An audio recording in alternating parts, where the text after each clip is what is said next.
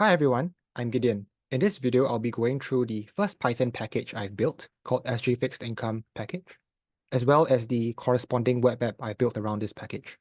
This package has been uploaded to PyPy, as shown here, and you can therefore download it to your local machine using pip install SG Fixed Income _ package for your personal use. And in this video, I'll be going through a number of things. Firstly, I'll be running through the online Streamlit web app I've built. And then secondly, I'll be going through the GitHub cache repository, which I use to store data related to this package. And the web app draws data from this repository. And thirdly, I'll go through the main repository for this Python package. And then I'll go through the read the docs, which is what I use for documentation for this package. And lastly, I'll show you how you can set this package up locally on your computer and run some functions. Right, so let's begin. Firstly, you can go to this web page to access the online Streamlit Community Cloud hosted web app. So what is Streamlit? Streamlit is actually a open source Python framework to build web apps that are data driven for data scientists in pure Python without having to depend on the usual web stack, such as using HTML, JavaScript, and CSS to build a website. And now on to what the package actually is. So my package is actually a package around Singapore retail fixed income products, and in particular, risk-free and ultra-low risk products, such as fixed deposit products from SDIC insured banks. Built into the package should be a default scraping mechanism for the DBS, OCBC, and UOB Singapore Bank fixed deposit offerings. If you go to the bank websites, often you'll find a web page which gives all the fixed deposit offerings that they have, including the different percentage per annum rates they offer for different deposit ranges and different periods in which you lock up your money. The other two banks have similar web pages. I won't show it here. But in short, I created a general web scraping functions which can be applied across all three bank websites, as well as other bank websites which have similar HTML structures. So that's the first thing. Secondly, I also call upon the API endpoints of the Monetary Authority of Singapore, which is Singapore Central Bank. And this gives us data on treasury bills, T-bills, as well as Singapore savings bonds called SSBs. And this, in effect, are risk-free since there is no risk of a Singapore government defaulting on SGD denominated debt, since it controls the supply and can print if it wishes to. So once you're on this web page, what's going to happen is you have a default investment amount of $10,000 and actually a default of 0 SSB holdings. Here you can see that our data source is from our cache repository and the timestamp of the data for which the websites were scraped and the API endpoint was called. And you can see that it is within 1 day of this recording. And this will always be the case because I've set the cache repository up such that it basically scrapes data and calls upon the endpoint once a day. Now, in the data overview, you can see, as mentioned, the unique products we have in our data set. So we have data from the three banks as well as the MAS, SSB, and T-bill products. And here is a plot of the available rates for $10,000 of investment. So the x-axis is the tenure in months, and this is the rates. So as you can see, in general, for bank fixed deposits, they offer you higher rates if you lock the money up with them for a longer period of time. And this purple dot here is the T-bill, since it's only offered at a 6-month tenure. We don't consider 1-year T-bills, since it's hard to estimate the upcoming yield. And you can play around with this by, say, having a maximum tenure of 5 to 40 months if you're only interested within that range. Alternatively, you can also play along with the investment amount. Say, I'm interested in investing $70,000 instead of $10,000.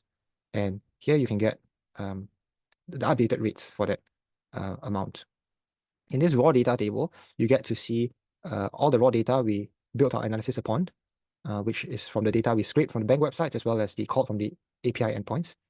So we see different tenures, so in months, rates in percentage per annum, deposit ranges, as well as the product provider and the product. Sometimes you also see required multiples. So for instance, SSBs, Singapore Savings Bonds, require you to invest in multiples of 500, and T-bills require you to invest in multiples of 1,000. Notice that the MAS SSB has a maximum upper bound of $200,000. That's how MAS has set it. If you say that you already have 50,000 in holdings, then you can only invest 150,000 more. Any updates as such? Let's go to the next tab, best rates and returns. In this page, you basically get to see for each tenure, say 5. Okay, now let's look at all tenures, right? 1 tenure, 1 month. For each tenure, what are the offerings that offer you the best returns for $70,000 in investment? So what this does is basically it filters offerings that allow you to put in $70,000 and finds the offering that gives you the best return for each tenure. So for instance, for 1 month, it is best to put it in the SSB and you get a total dollar return of $161.27 at a rate of 2.8% per annum, and so on. Similarly, the next table shows the best rates, which may differ slightly from the best returns, although it is in most cases identical. And this is because of the required multiples issue, right? We assume that if you have an odd number of investor amount, if you have an odd amount that you want to invest, then the amount that you cannot allocate due to the required multiple restriction will not earn any yield. And in those rare cases, sometimes the best rates and best returns might not exactly match. That's why we have 2 separate tables for it. We also have a plot for this, which basically gives you the best rates and for each tenure. And say, for example, you, for some reason, do not want to invest in Singapore Savings Bonds. You can deselect it here. And now you get another list of best returns and a separate list for best rates, excluding Singapore Savings Bonds.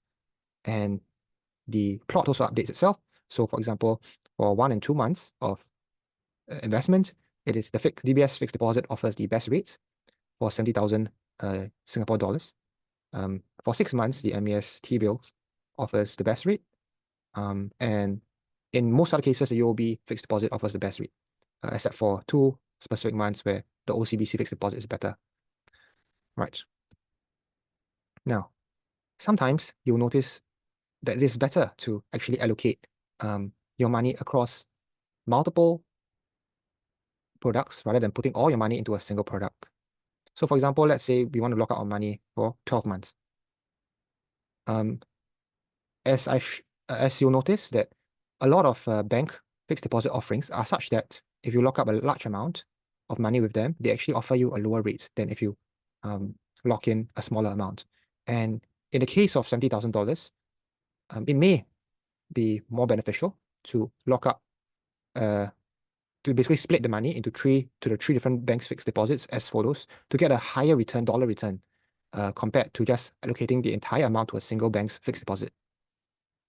And based on this better allocation strategy, I plotted the rates that you'll get with this multi-product strategy. Note that sometimes that the multi-product strategy and the single product strategy is the same. For example, if we allow for SSBs again, it is best to put all your money in the SSB at this rate. Right. So here you can see the comparison of a plot between the best individual rates, shown by the colored dots, as well as the better allocation strategy rates, shown by the blue line. You may notice here that in this specific month, UOB fixed deposits actually provide a better rate than this so-called better allocation strategy. This is because this better allocation strategy is definitely not the optimal strategy, not always the optimal strategy. And as you can see, not always better than a pure strategy. I just built it based on some basic heuristics that hold true in most cases, but not all. Or in many cases, but not all. Right. Now, you can also look at provider rate offerings. So for example, for DBS, as you can see, with a longer period of lockup, you get a higher rate offered to you.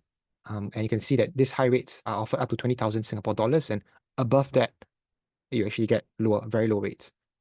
So it may not make sense to lock up more than that with DBS fixed deposit. And the important thing to note here is that I added some fuzz here. So I moved the points a bit up or down so you can see them clearly, as in most cases, they actually overlap exactly. And you can look at the chart for other providers. For example, for UOB, they don't really have the issue of if you lock up a lot of money with them, the rate dramatically changes. All right.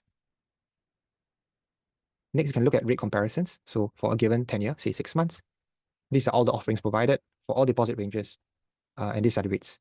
And the idea here is that if your main constraint is not the amount you will have to invest, but rather a time frame, then this way of presenting the data might be more useful to you. And this is basically a rough plot of the data over here. Basically, for each provider, what are the different rates offered, and each of these dots is a different deposit range. Right, that's it. And now let's go on to explain the GitHub cache repository. So the community cloud hosted web app gets data from the cache repository, which is this GitHub repo. And how it works is basically I have a YAML file under GitHub workflows. And what this YAML file does is that it is run daily at midnight, or you can also manually trigger it, but you just run it daily at midnight normally. And what's going to happen here is, importantly, it pip installs my package. And then it runs this Python file called updatecache.py, which creates which basically scrapes the data from the bank websites and calls on the API using the function from created in my package, and creates JSON files based on that. And we commit and push these JSON files here under the cache folder. In this cache folder, you see a metadata JSON file, which basically gives you the timestamp and if there's any failures and warnings for the most recent data fetches. And then there are two JSON files, the latest successful JSON file and the current JSON file. Currently, they are identical. They may differ in the case where, say, for example, DBS one day changes its HTML structure of its website. My web scraping functions no longer work for that specific website, but still works for the other bank websites. In that case, the current JSON file will not have data for DBS, but the data latest successful JSON file will. And it was basically just an older version of this file where there were no fetch failures. Right. To give you a brief idea of how this JSON file looks like, let's look at it raw. As you can see, it is basically the raw table data I showed earlier in the web app. Each row you have a tenure, deposit range, the product, as well as the rates offered. All right. Now, we can look at the scripts. This is the update cache.py that I built. Importantly, we import the consolidate script from my package and use the create combined df function to basically scrape the data and call on MES APIs. And as you can see here, I won't go through, but you basically create the metadata JSON file as well as the actual JSON files with the data. Nice. And if you want to read more, you can just look at the README file I created here. Okay, what's next? Step 3, go through the main repo. This is the main repo, sgfixedincome_package. All the key Python scripts are under this folder, the source folder. Here we have in scraper.py, we have functions relating to web scraping for the 3 bank websites. Here we have the MES API client to interact with the API endpoints and obtain data. We have equations to calculate percentage per annum yields and so on, so financial equations. And then the consolidate.py here is a script that basically consolidates data from the web scraping as well as from the API calls. And analysis.py is basically all the Python functions that are used to produce all the tables and figures that I've shown you in the web app. I also have app.py here, which is basically the Python script for the Streamlit app, which is hosted here on Community Cloud or which can be run locally as well. Okay. And here we have the docs. In the documentation file, the folder basically contains everything that I used to build the read the docs page. I've also included vignettes, which are basically 3 different Jupyter notebooks, which show you how the Python package can be used through examples. Other than that, everything's pretty standard. We have the MIT license, we have a README, which includes all the information that you'll ever need. This video is just to make things simpler so you don't have to read. And of course, the poetry log and the PyProject TOML file, which I use to manage dependencies in this Python package, and ensure that it works on your computer rather than having you to download specific packages and versions and so on. All right. Next, read the docs. I previously mentioned Jupyter Notebooks. So here you can see, for example, I showed you how you can import my package. And then you can use functions like this create combine df to get the data. You can see the first few rows of the data, the list of products in the data set. And this best returns function gives you the best returns for each tenure. Here we looked at returns for $9,900, locked for 5 to 7 months, and so on. And basically, I show you everything else here. You can take your time to look at it. And then this is the vignette for the API client, how to use the functions in the API client, as well as how to use the functions in the scraper Python file. Next, you can look at the API reference. You can look at each of these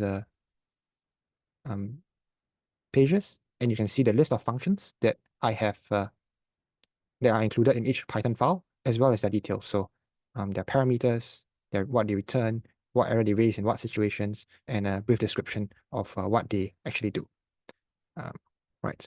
So that's documentation, which we manage with Sphinx, which we built with Sphinx. Okay. Now, lastly, let's show the local setup of the package and run some functions. Let's open up Windows PowerShell. Sorry, let's go to desktop. I'm going to make an empty directory here called, let's call it test package here. Let's enter this empty directory and let's list. Okay, it is indeed empty. It's newly created. So now let's set up a virtual environment.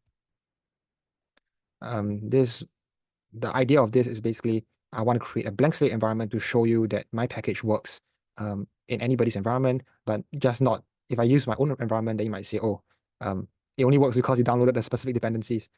I just want to show you a clean slate here and how it works. So let's activate this virtual environment. And let's pip install my package. Pip install. This will take some time.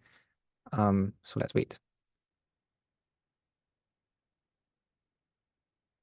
It's collecting and downloading all the required dependencies, which my package is built upon, including Beautiful Soup for the web scraping, matplotlib, and for the some of the graphs that I've created, time zone data and PyTimeZone for time zone issues, and then pandas for data manipulation, Seaborn here for plotting, and so on. Okay, I'll tell you briefly the next steps. Okay, it's getting done. So the next step is pip show SG fixed income package, which basically shows you within this test environment what is the path to the package that we have just pip installed. And here we get the location here. And then from that, given the location, we can use this function called streamlit run. And then we copy the path to the location. And then we open SG fixed income package, the Streamlit app, and then app.py. What this does is basically it runs the Streamlit app in the Python package app.py. And now it runs locally rather than the community cloud version. It runs locally. The key difference here is that when you run it locally, it doesn't depend at all on the GitHub cache repository I created. Rather, every time you deploy it locally within your machine, it basically scrapes data from online. And you'll see it here. And okay, see, you can see the data source is directly fetched. And it works as per the initial example I've given you. So let's do this, $10,000, so on. Make plots. Take some time to plot. But yeah, you get the idea. Best rates and returns, and so on. Okay. Now that it's run, let's just close this. Close this. Oh, okay, wait, sorry. Let me go open PowerShell again. Lastly, I just want to show you how you can run some of the functions directly on your computer. So let's get back to the test environment we were in. Right, so we're in the test environment. Let's run Python. So you can basically open a Jupyter notebook and do this in a Jupyter notebook if you wish, or your other Python shells. But let's just run it on PowerShell here for simplicity. So let's open Python. Now let's import the package. Take some time. Okay, it's imported. Now let's run this package, a function called create combine df, which basically fetches all the data live, right? Take some time. Okay, fetch the data. Let's print the first 3 rows of this data frame. You can see the data is indeed successfully fetched. Let's print the shape of this data frame. We have 399 rows and 7 columns. Let's get a list of products in this data frame. We have the 3 bank fixed deposit products as well as the 2 MES products. Let's find the best returns for $9,900, and for the tenure of 5 to 7 months, we have it here. And let's plot it. And we have a plot. Nice. So this is just showing you how you can run it. Now let's exit. And that's about it. Yeah. Thank you for watching this.